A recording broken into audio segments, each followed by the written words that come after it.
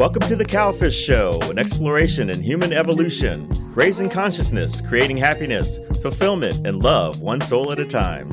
I'm E.L. Brooks, a newly awakened soul on a mission to help people find their happiness and truth. And I'm Lindsey Kimura, a happiness explorer empowering humans in wisdom and understanding. The universe united us to share our passions. Welcome to our show. Hey, guys. I'm Eric. Welcome. And I'm Lindsey. Welcome back. Yeah, so this is probably our most anticipated show as we're going to talk about love, and I'll get into that. But real quick, because we film in advance, and I think by the time this airs, we want to give a little shout out to our sponsor, Magnum, who will be sponsoring the Arnold Sports Festival, which is in Ohio, Columbus, Ohio, from the dates of February 28th to the 3rd, I do believe, from March 3rd. They are the official timekeeper of the strongman competition, as well as the official timekeeper for the overall Arnold Sports Festival convention. So jumping right into it, because this is going to be a two-part series, because there's a lot to cover.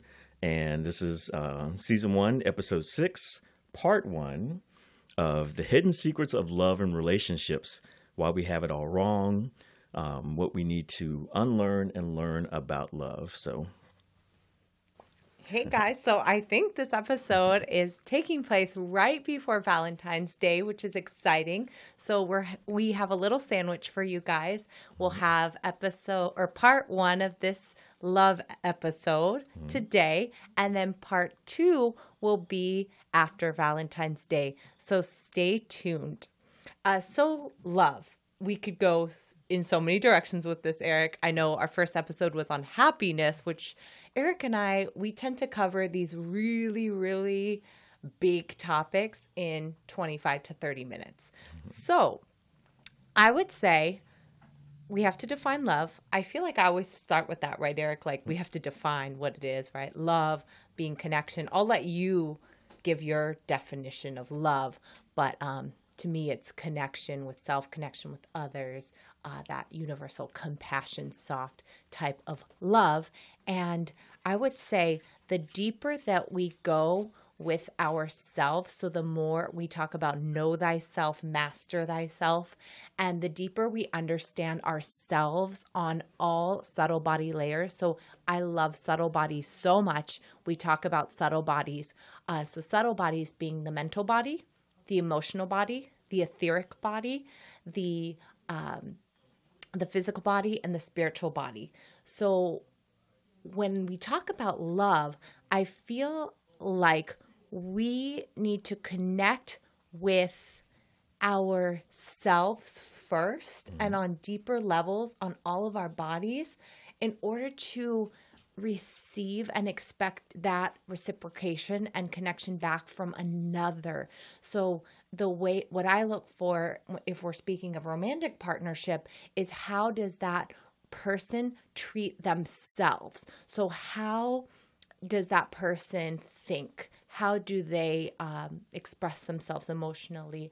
What is their energy like? What's their spiritual body? And like we talked about in episode 2, it's not from a place of judgment, good or bad or right or wrong. It's more just observation, discernment, because you do want to be discerning with who you share your energies with on a more intimate level. So one, looking at how you treat yourself on all the subtle body layers, and then how somebody else, maybe that potential romantic partner, treats him or herself.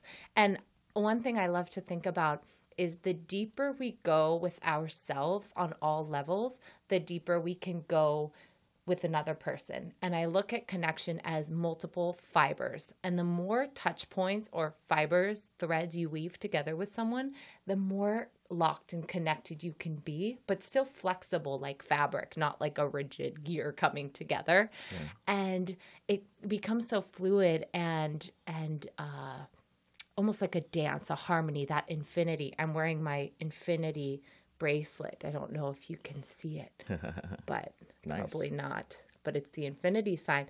And actually it was given to me by an ex of 6 years. And it was the one thing that I didn't get rid of from him, because I'm like, there's so much more in this than the fact that we broke up.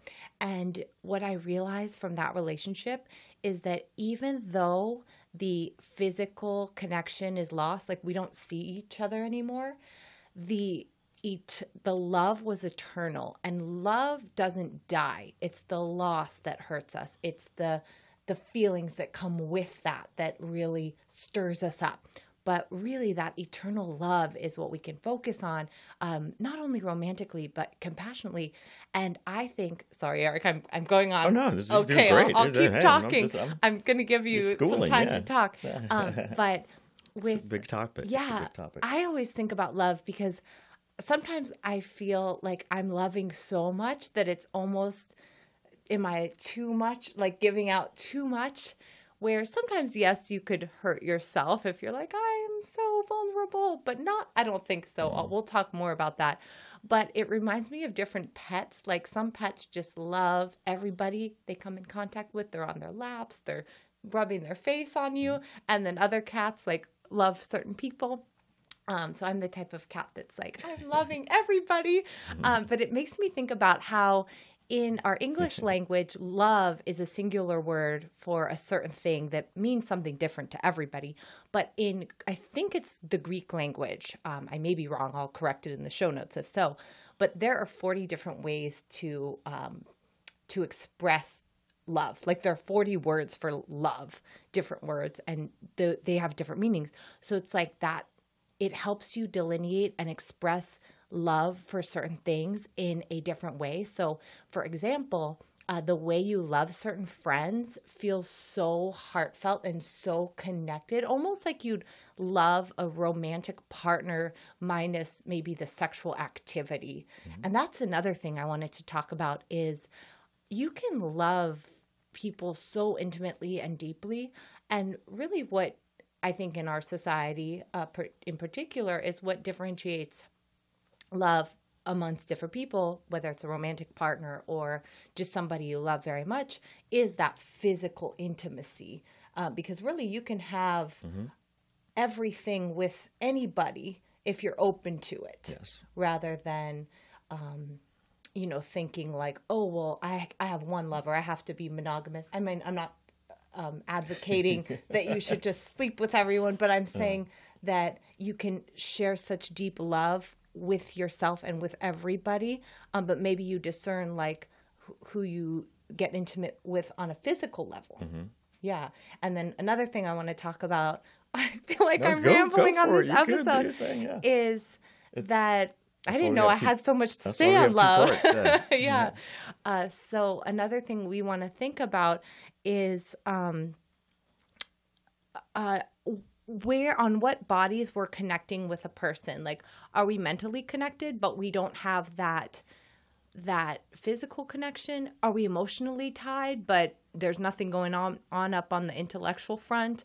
Are we spiritual soulmates, but like logistically and practically things don't work? So I think it's important to look at like parse out what's working in a relationship and where you're connecting with someone. And you can delineate. It doesn't just have to be one thing like, oh, we vibe or we don't vibe. It's like, well, where do you vibe? Like what levels, what layers do you vibe on?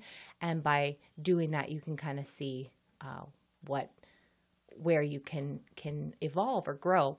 And yes, now that I've just jumped around in every possible topic, hopefully, Eric, you'll focus the conversation.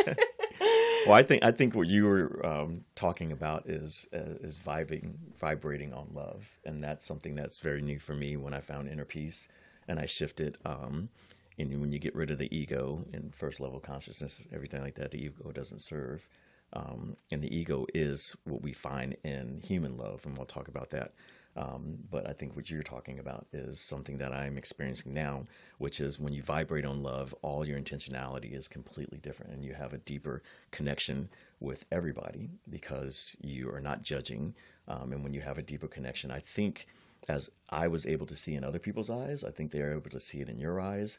And I've been having so many different conversations where people just are so vulnerable with me because I think the soul kind of recognizes the soul. And when they see that and you're vibrating on that, you just have these deeper connections. And, but I want to go back to the way that we have and the way that we frame love right now, and why when we're doing it in first consciousness, why we have it all wrong. So if you can put up that picture, this is for those that are listening. We're putting up a picture from the 2015 Burning Man, which is a sculpture by Alexander Milov. I hope I pronounced that right. But this picture, and you should Google it if you're listening after you listen. This picture to me best represents, it's one of my favorite. I think it represents the complexities of trying to love within the narrative and in first level consciousness. You have the inner soul that we've lost touch with, that seeks love, reaching out to another seeking inner soul, represented by the inner child. However, the filters and walls and false identities that we've formed over the years results in, by the narratives, don't allow us to be vulnerable or to be seen, which is represented by the two adults that are sitting fetal style with their backs towards one another. And to me, that represents everything in human love. Human love is the lowest form of love. It changes, it varies, because it's based in fear. It's based in insecurities. And so, as we know, and we talked about in previous episodes, fear and love cannot coexist. Love does not live in fear, and fear does not live in love. So when we, and this is the real big one, as we love in first level consciousness and human love, I guarantee you, every one of us, because I did, every one of us has what I refer to as a fear love script. And my fear love script was, I'm going to get you before you get me, right? Because I was in the music industry and I saw a lot of people that were, a lot of women that I framed, or, and this is all just my illusion, right, of witnessing certain things that took place. And I was like, wow, these women are really kind of out to get people that are in the industry, right? So my fear love script was, I'm going to get you before you get me. Some of the people that I coach or friends that I talk to, their fear love scripts, especially some of the women, is every man that I date is eventually going to cheat on me. Another one, I'm not going to mention any names or anything. Her fear love script is, I don't need a man to make me happy. Well, yes, you do, because our non-negotiable need as a human soul is to feel love. And so what that does is that you walk into each relationship and you say, hey, my name is so-and-so. I'm going to get you before you get me. And so you're not being vulnerable. You have your walls up. We're taught in first level consciousness as a man. I was taught growing up either by my peers or by other male figures is, don't show weakness. You can't tell her that you love her first. You can't be that guy. You know what I mean?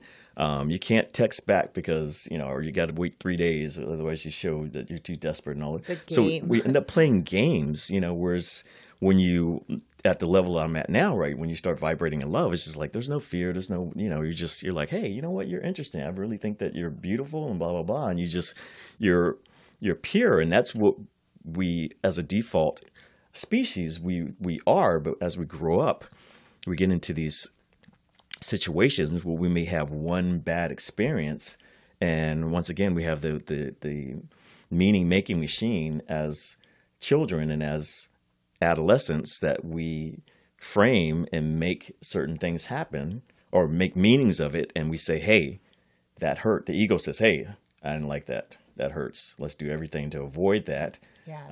And so it allows us not to be vulnerable, and vulnerability is the pathway to love. And so what I say is, when you're first level of consciousness, we don't love, we fear. We know how to fear. We don't know how to love. So we tap into our insecurities. And I was listening to, now I'm hogging the mic. No, hogging the mic. I feel like we have so much to say on love. So I was listening to a personality on the radio show. And they were joking around. He's like, yeah, man, hey, we was talking about my relationship was going to the next level where my girlfriend just asked for my password. And I was just thinking to myself, like, that's her issues.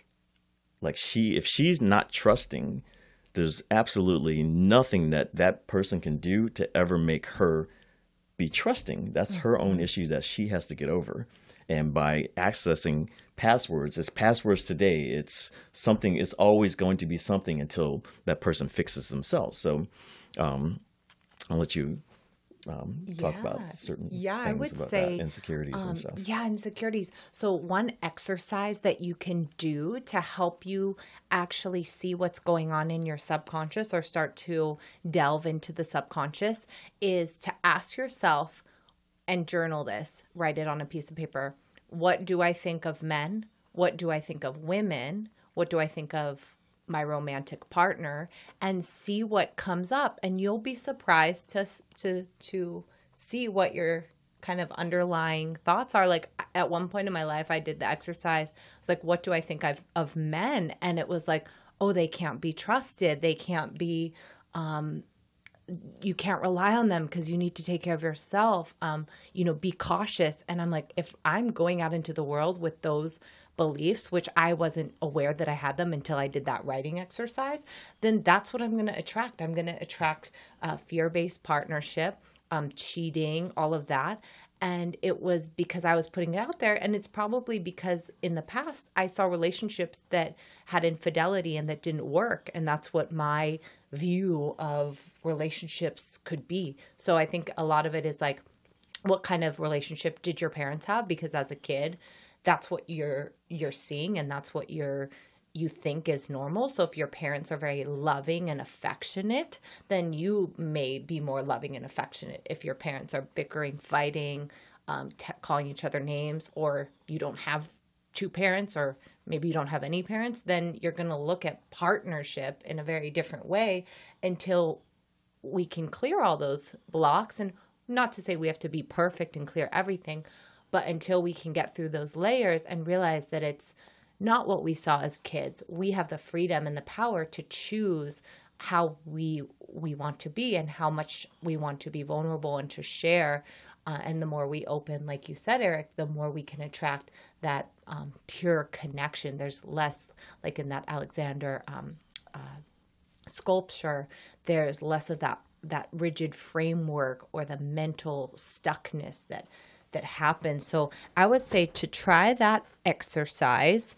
And one realization, because I do readings, and a lot of people ask, like, when am I going to find my love? Is this person the right one for me? People ask about love a lot. And what always comes through in the readings is that you actually have, I think I may have talked about this on a prior episode, but there are more people than you think that could be the one. So people in your life right now could actually be potential romantic partners where we don't realize it because we have a laundry list of things that we're looking for in somebody. And if they don't hit all those check marks, then you're like, oh no, that's not the one. Not soul connection. They don't have blonde hair. They're not this, X, Y, and Z.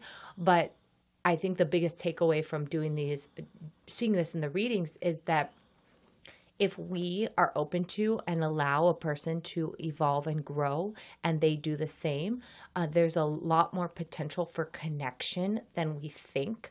And I'm not saying to not be discerning and to do things that you don't want to do, or if you don't get the right feeling about somebody, not to pursue it just because they're there and in your life at the moment, but to just give that space and have the balance between the surrendering aspect, what comes to you, and then going after and having that give take.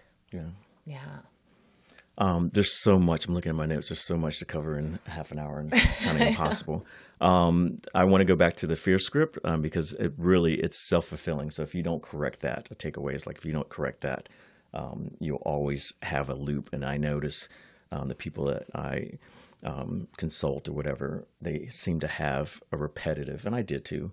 You have a repetitive theme. You end up dating the same person.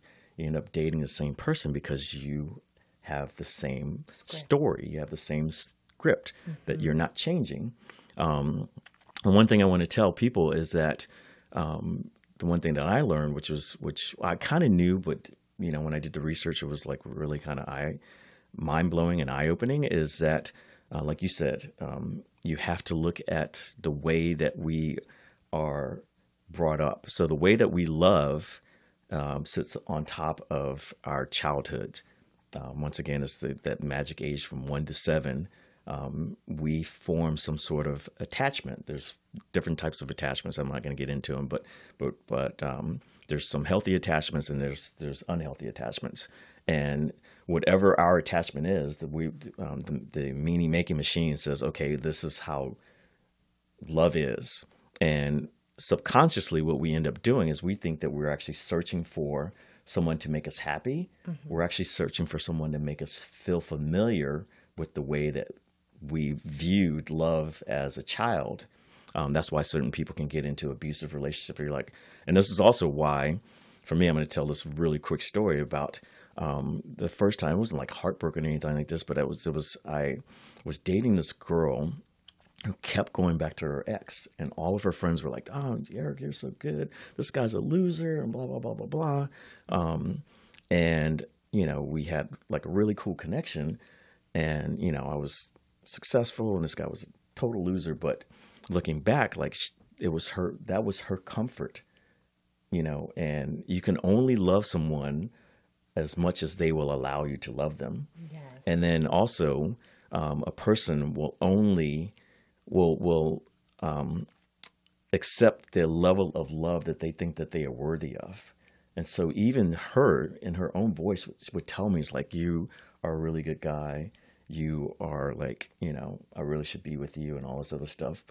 But her subconscious familiarity was with someone who abused her mentally. Not, she wasn't physically abused, but just mentally. And that's what she was familiar with in growing up in her surroundings. Mm-hmm. And so first level of consciousness is a result of human love. And like I said, human love is the lowest form of love. You usually are dealing with two broken souls. And so when you have two broken souls, what are you going to get? You're going to get brokenness. But here's the aha moment. So human love is in place only to transform us. So all of our relationships, whether they be romantic, friendships and stuff like that, all of our relationships are meant to, their assignments, their spiritual assignments, to push us, once again, going back to the previous episode, is meant to pull us in the right direction and heal from those traumas, like the early, childhood stuff that we saw.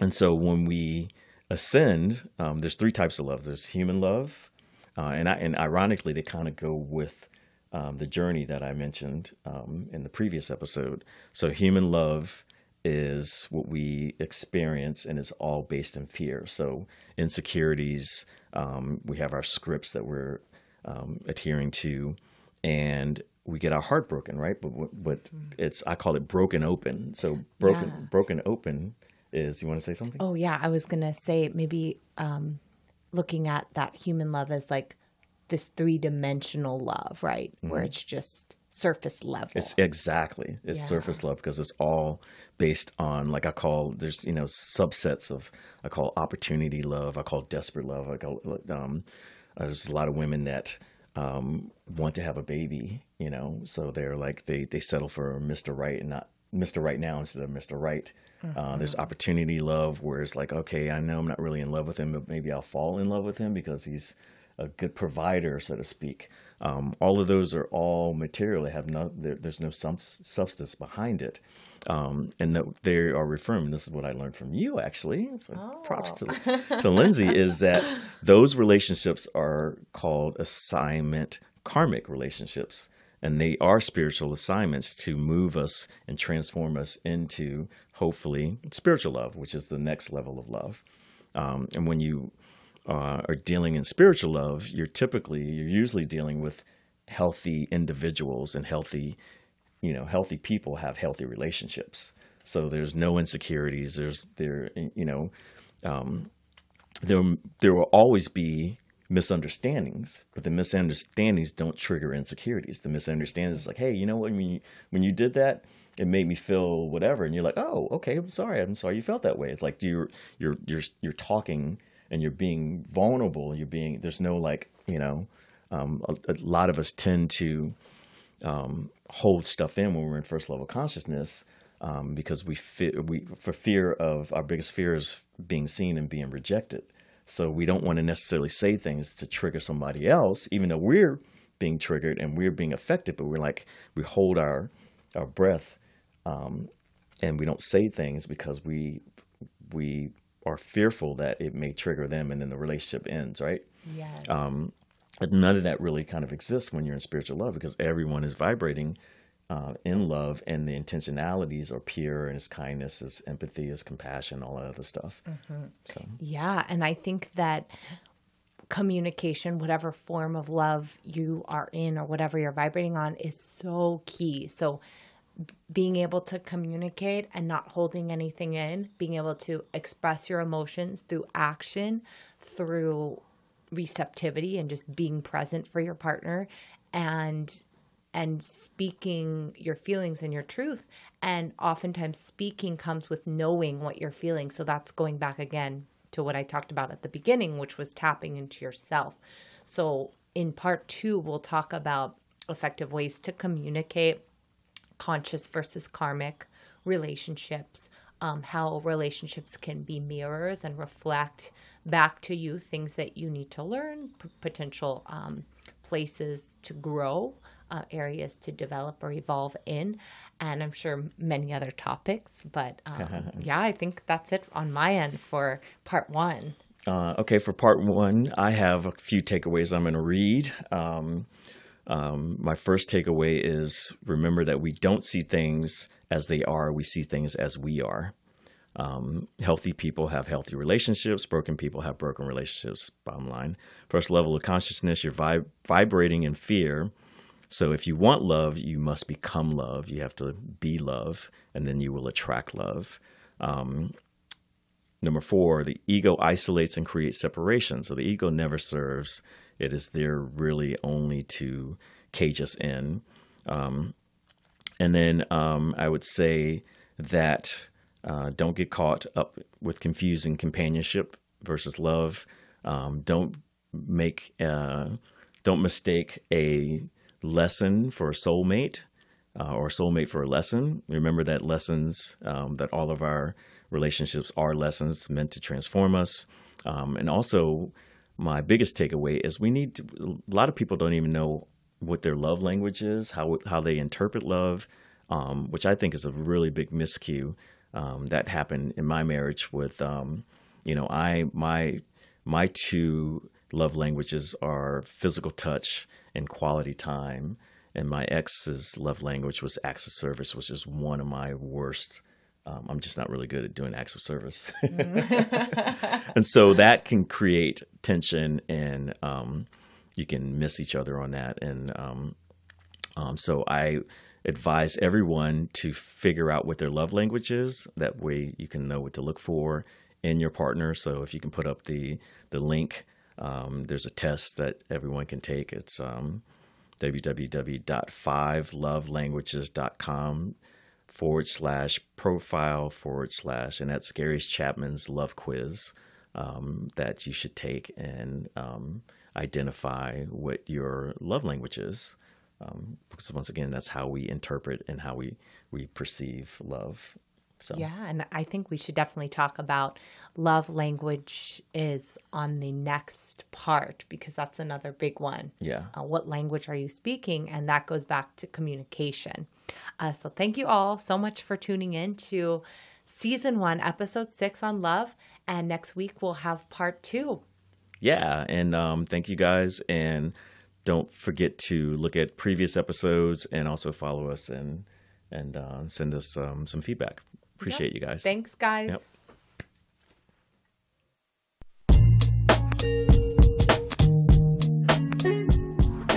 Thank you for tuning into the Cowfish Show. Check back for future episodes on raising consciousness, creating happiness, fulfillment, and love. And remember to find us and follow us on Facebook, Instagram, YouTube at The Cowfish Show.